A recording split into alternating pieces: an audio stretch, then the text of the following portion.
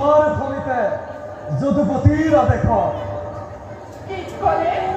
যদুপতিৰ আদেশত আৰু আপুনি কিয় পালে ভুলৰ নন্দন সেই বিষ্ণু আপোনাক মই কৰিলোঁ মোৰ অপৰাধ কৰিব পাৰিছোঁ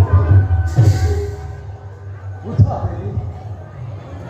পাছে এতিয়া সত্তাৰ মতে তুমি মোক স্বামী ৰূপে কৰিবানে গ্ৰহণ ভাগ্য মোৰ সেই ভুলৰ নন্দন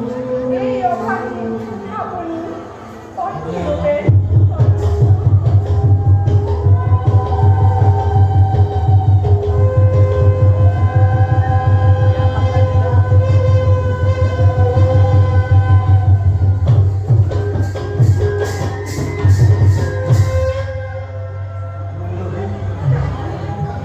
তোমাৰ দৰে বিৰংগনা পত্নী ৰূপে পাই